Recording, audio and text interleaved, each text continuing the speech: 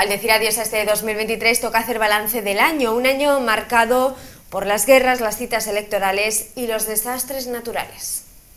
Decimos adiós al 2023, un año marcado por las guerras, las catástrofes naturales y por las elecciones presidenciales en distintos países.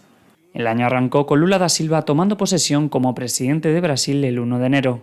En Turquía, Tayyip Erdogan obtuvo el 52% de los votos y se alzó con la victoria en la segunda vuelta de las elecciones. Recientemente en Argentina, Javier Milei consiguió la presidencia imponiéndose a Sergio Massa, y en China, Xi Jinping fue reelegido por unanimidad como presidente, garantizando su tercer mandato de 5 años. Precisamente de origen chino fueron los globos localizados por las autoridades estadounidenses en su espacio aéreo, aunque los asiáticos matizaron que eran utilizados para investigación científica. En Estados Unidos, a finales de septiembre, el sindicato de guionistas acordó poner fin a la huelga contra los estudios de Hollywood tras paralizar las producciones de gran parte de la industria durante 5 meses. En las costas del país norteamericano se vivió la tragedia del submarino Titán, que tras días desaparecido se encontraron sus restos y se informó de la catastrófica implosión que tuvo. Este año han fallecido personalidades como el exsecretario del Departamento de Estado de Estados Unidos e icono de la Realpolitik en la Guerra Fría, Henry Kissinger, fallecido a los 100 años de edad, o el ex primer ministro de Italia, Silvio Berlusconi, a los 86 años. Allí en Italia se celebró el 5 de enero el funeral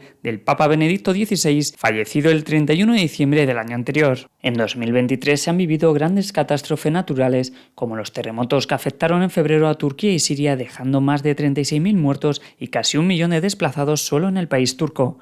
En mayo, las inundaciones en Emilia-Romagna, en el noroeste de Italia, dejaron al menos 9 personas fallecidas y más de 10.000 personas evacuadas. La temporada de incendios en Canadá ha sido la peor de su historia, donde las llamas de 6.669 incendios calcinaron 18,5 millones de hectáreas, misma situación que en Hawái, con el desastre natural más mortífero del estado y más de 70 fallecidos. En diciembre, en Islandia, las autoridades declararon el estado de emergencia por la erupción de un volcán. Mientras, Marruecos vivió un seísmo de magnitud 7, dejando más de 630 fallecidos y numerosos destrozos. Por otro lado, las relaciones entre España y Marruecos empezaron el año copando portadas. Tras las polémicas en torno a la migración, al pueblo saharaui y a Pegasus, ambos gobiernos celebraron una cumbre en Rabat, la primera reunión de alto nivel en 8 años. Mientras en los países vecinos, en Francia se sucedieron las protestas por todo el país contra la reforma de la ley de las pensiones del gobierno de Macron, y en Portugal el por entonces primer ministro António Costa dimitió tras ser incluido en una investigación por delitos de prevaricación y corrupción. Otro imputado en este 2023 ha sido el expresidente de Estados Unidos, Donald Trump, por el caso de los documentos clasificados y por intentar alterar el resultado electoral de 2020.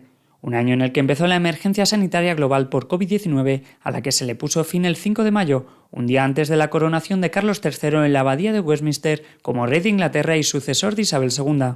El 7 de octubre, el movimiento de resistencia islámica Hamas perpetró ataques contra territorio israelí que se saldaron con alrededor de 1.200 muertos y cerca de 240 secuestrados. En respuesta, las autoridades de la Franja de Gaza, controladas por el grupo islamista, han señalado que los ataques israelíes se han saldado hasta ahora con más de 19.000 muertos. La guerra e invasión que ha continuado durante todo este año es la establecida entre Ucrania y Rusia, que alcanza los 22 meses con innumerables muertes, heridos y desplazados. Pese a ello, Rusia asumió la presidencia del Consejo de Seguridad de la ONU y además en agosto el jefe del grupo de paramilitares Wagner falleció tras estrellarse un avión privado un mes después de la rebelión contra el gobierno de Putin. Pese a continuación de la guerra, los líderes de la Unión Europea acordaron a finales de año abrir negociaciones para la adhesión de Ucrania y Moldavia.